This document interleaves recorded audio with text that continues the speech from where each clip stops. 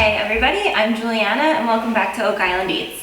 So for this episode, we are making shepherd's pie. I do not make my shepherd's pie traditionally, like it originated in England, and it's always made with ground meat and vegetables and mashed potato, like a mashed potato crust on top. I follow it to a certain extent, but anytime I make it, I always make it for my husband. And my husband has like a texture issue with food.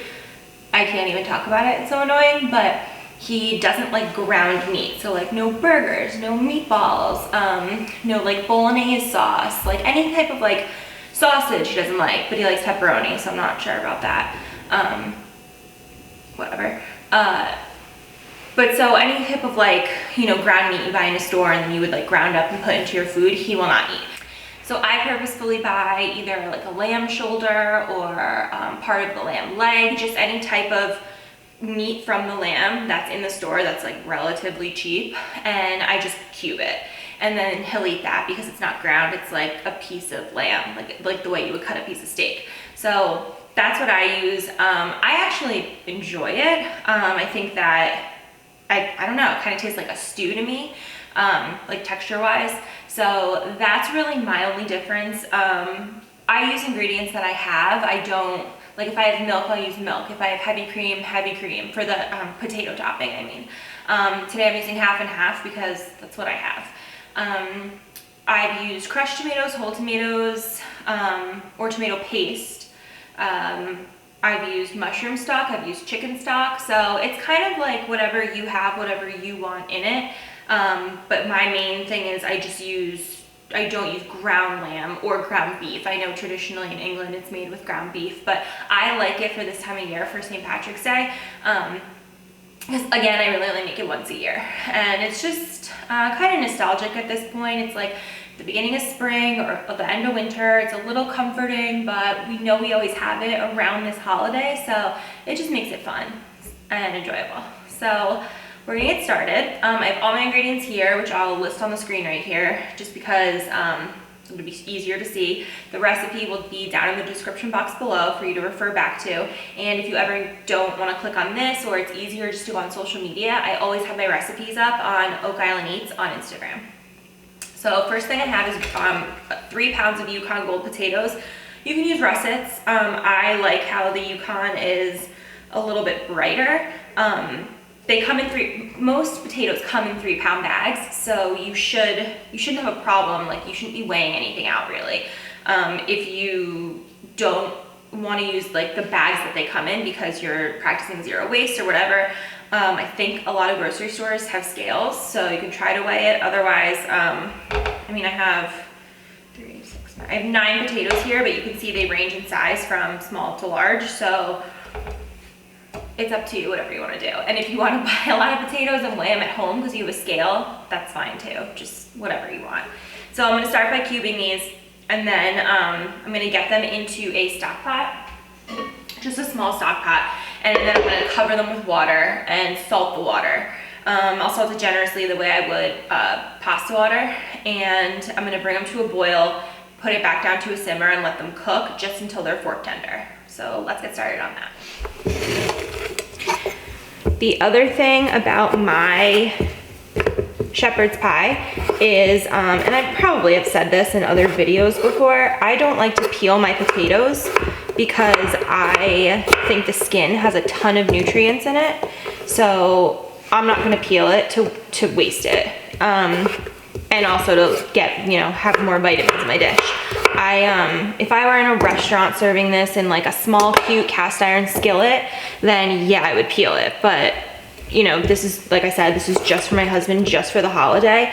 I could probably use the skins for something else, but I don't want to. It's because he's a picky eater, he doesn't mind potato skins, so I'm not going to omit them. I have to omit enough ingredients and whatever as is, so I don't care about that. So I'm just cutting mine into chunks. Because the potatoes are all different sizes, I don't really care how even they are. That will affect like the gumminess of the potato, but at the end of the day, this will be fine. And you can see like the inside of a Yukon Gold is like more gold as opposed to a russet, which is like more white. So I just like the brightness of it.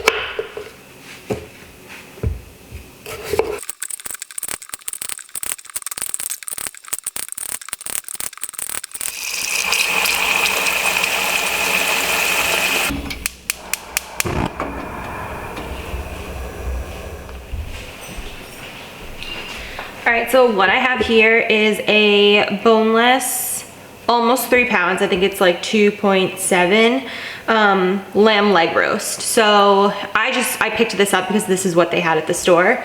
And I'm gonna take my boning knife, which I'm not deboning and it's already deboned, but I'm just gonna cube it. So always make sure your knives are sharp.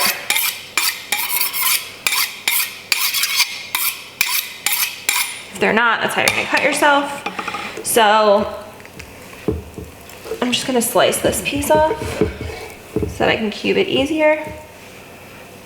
Smells good, smells like lamb.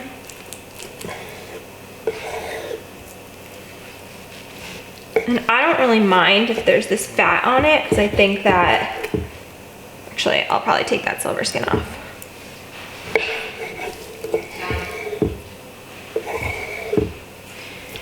Yeah, like I'll definitely take this silver skin off, but leave some of the fat.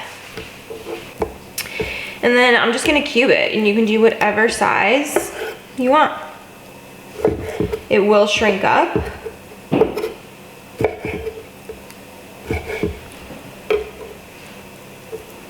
Like, that's a nice size. You can go smaller if you want, and they don't really all have to be uniform either, so I'm not worried about that.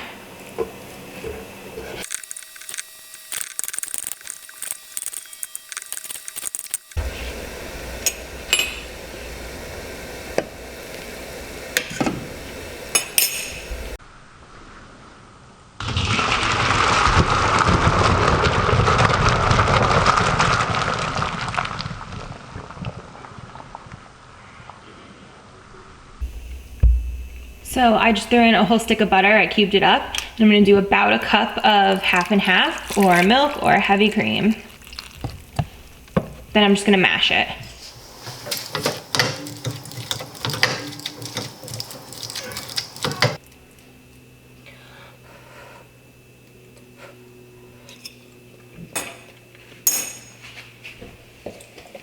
I need my wing creamier, so I'm adding more of this. Could add more butter. I like the flavor of the butter in there as is. I don't want it to be too overly buttery. I'm gonna add a little more salt.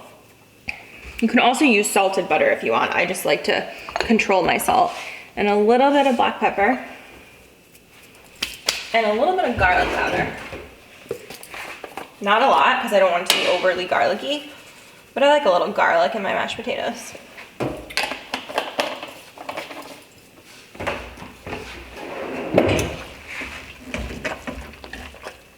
The reason why I want it to be a little bit more liquidy is because, one, I didn't pass these potatoes through a like ricer or potato ricer because, I mean, that's just more equipment. It takes more time.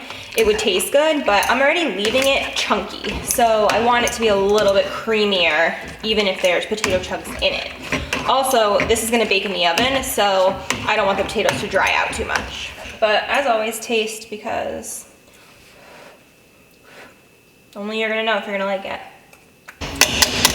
I'm now just gonna cover this with aluminum foil, keep it over here, heat off, just to stay warm, so that when I spread it, it's not like ice cold and harder to spread. All right, so next we're gonna get our onions chopped up. That's disgusting, so we're gonna get a different onion. Actually, we'll use what we can, because we're not wasting.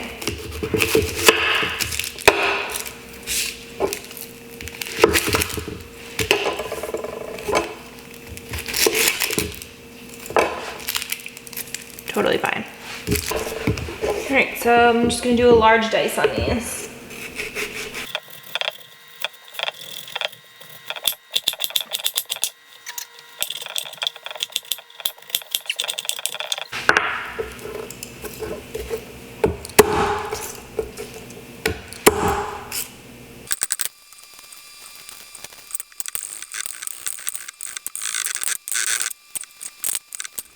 Okay, so I have the oven preheating to 350 and I have a cast iron here. I prefer cast iron whenever I'm searing or cooking any kind of like red meat. But I guess you can use whatever pan you have. So I have a hot pan and then I'm gonna go in with the oil. This is just olive oil, you can use whatever oil you want. I don't really care about the burning point, so that's what I'm using. Then I have my just shy of 3 pounds of lamb. I might have to actually do this in batches because I don't want to overcrowd the pan. I want to get a nice sear on it, and you can hear it.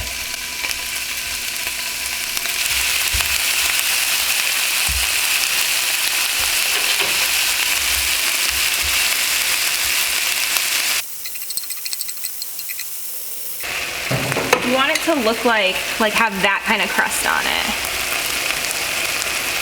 Like not like that. You need like a nice crust. So this caramelization, this crispy crust, is what is going to create the flavor in your meat. And that's one of the reasons why I like doing these cubes of lamb instead of the ground meat. I know the main reason is my husband, but this will make it taste better.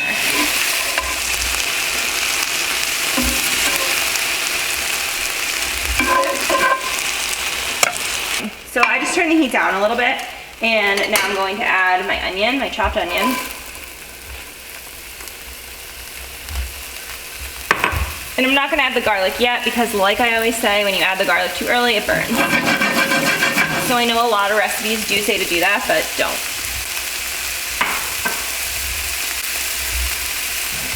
Just gonna add a little olive oil to help this. We want these to be like translucent.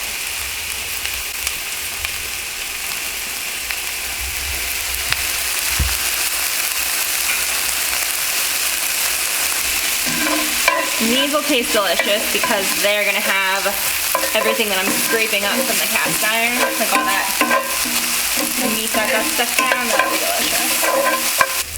So I added the garlic. I just want that to cook a little bit. And all of this is gonna pretty much braise in some liquid. So obviously this is not cooked, it just has a little color, but the more transparent, the better. But if you start to see that garlic remotely burn, turn off the heat and we're gonna put the meat back in here. So, don't let the garlic burn.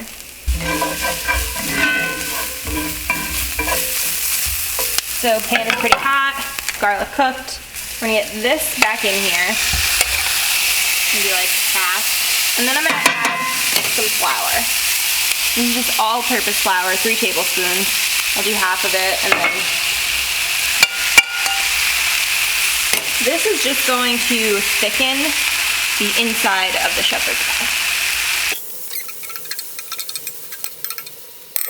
Cook that flour down a little bit because you don't want like a raw flour taste in anything. Like if you've ever put flour into something like a roux or mac and cheese or something like that and you don't cook it down, you can taste that you're eating raw flour and it's disgusting. So just make sure you get a little heat on it without burning, you know, the garlic that's in there. Like, we'll say 3 minutes, 4 minutes. So a few sprigs of thyme I'm gonna throw in, 2 bay leaves. And this is 2 cans of beef broth. It comes out to about 30 ounces.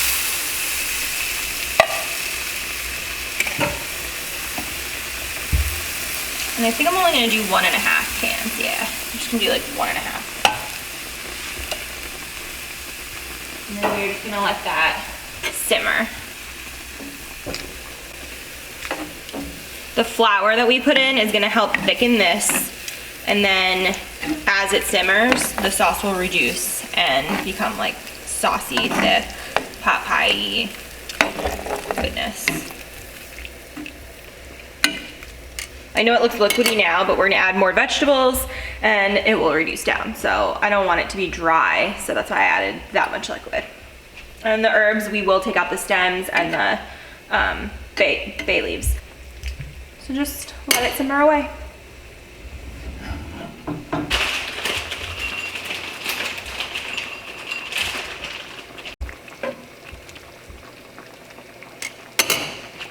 So while that's simmering away, I have 2 sprigs of parsley, 1 sprig of dill, fresh. I just don't think that dried does it. It's a heavy dish with the meat and the braising and the beef stock, so we want to bring like a little brightness, and this is what we'll garnish the top of the potatoes with.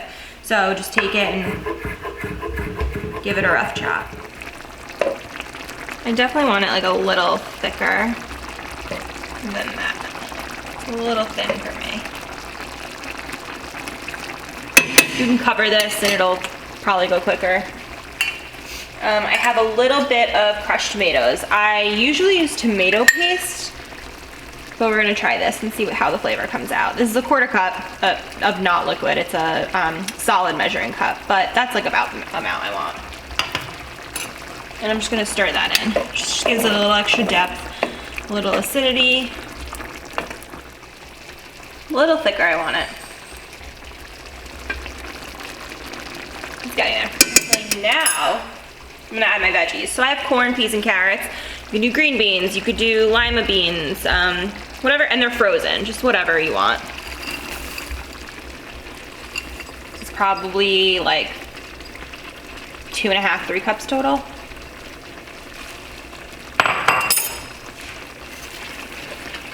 And these will just cook like this. I mean, they're already cooked when they get into the bag. They're already like blanched, but I will pull this thyme out now.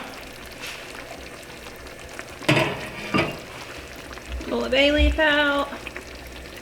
And 2, it's always good when you find all the bay leaves, because it's all right if like the other herbs don't come out, but you really can't eat a bay leaf. You can actually like hurt yourself a lot if you eat one. So make sure the bay leaves come out. That's my pet peeve. If I get like catered food and it's like a tray of penne vodka or, you know, tray of whatever and the bay leaf is in it, I'm like, are you guys kidding? Just pull it out. It's looking mighty fine.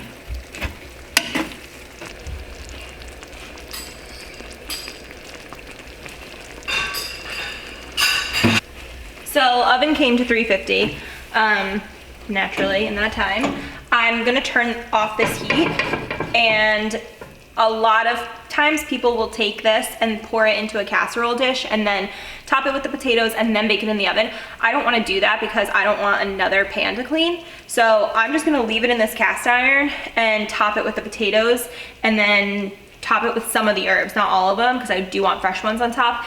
Bake it in the oven and then pull it out, top it with the rest of the herbs, let it sit for a little bit, and then we'll serve it and eat it. So the key is you just don't want, like don't start spreading this out now, because then you'll get the liquid on top of the potato and you don't want that. You want just like a sealed top layer. If I didn't use the skins and used like a potato ricer or whatever, I would, a really easy way to do this would be to like put it in a piping bag and just pipe it, and then you can make it like look really pretty and whatever, but I don't really care about that.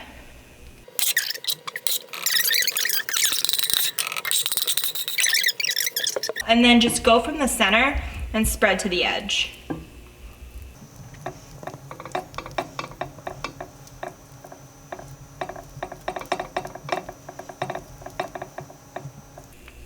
You can make like little designs, do whatever you want. I like the little waves because once we, like, we're gonna put it under the broiler for a few minutes. Once we do that, the parts up here will get like a little bit crispier, and that'll be cute.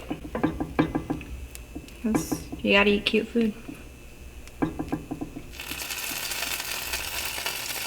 I mean, that's really a fine line right there.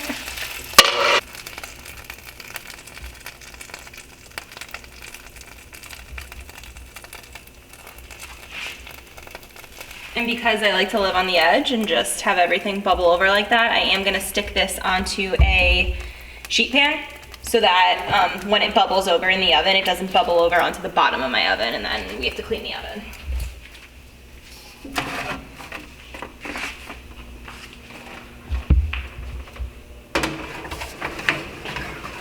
Probably should use the lower oven for this one.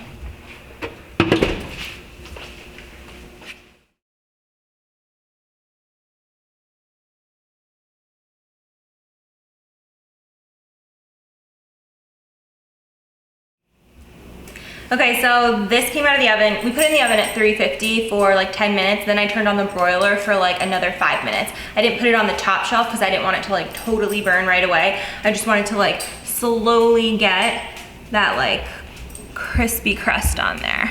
That's exactly what I want. So it's been sitting for about 2 minutes. I'm gonna top it with some fresh herbs, the parsley and the dill, just to give it a little more brightness. We're gonna let it sit for probably like 5 more minutes, just because I don't want it to be so like goopy when it comes out. I want it to be, or I shouldn't say that, I do want it to be goopy. I don't want it to be so like liquidy because it's so hot. So you want it to like set. And then I'm just gonna dish it up in bowls and we'll taste it.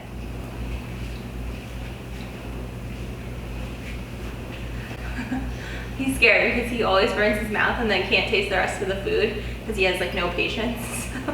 Well, he has patience, just not when it comes to food. So he's scared he's gonna burn his mouth and not be able to taste it the rest of the night.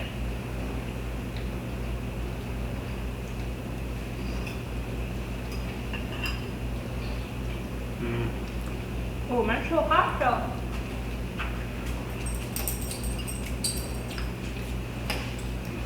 I love this dish. It's so good. It's so comforting. It's rich. It's rich.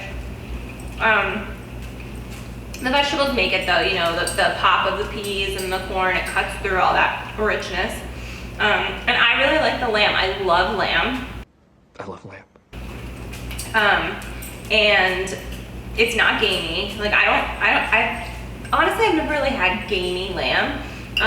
To me, that just makes it sound like it's like going bad or something. But I think it's so delicious. It's not like overcooked. It's nice and tender with the lamb leg. And then this like crispy, crusty potato top is good, and the herbs make it better. What's your favorite part? I love potatoes. Do you like the lamb? He's like finicky about lamb. I could eat potatoes all day. So more of the story mixed is with nice beefy stew and lamb. basically he's saying it's okay. He'd rather have just mashed potatoes for dinner. So that's my life. All right, so we're gonna eat this for dinner. If you have ever made shepherd's pie before and you make it differently than me, don't tell me you use ground lamb or ground beef because I'm never gonna try that. But if there's anything you do differently or anything you do the same or whatever, let me know in the comments down below. Make sure you click like on the video because that would really help me out. And if you want to see more videos like this, please subscribe to Oak Island Eats.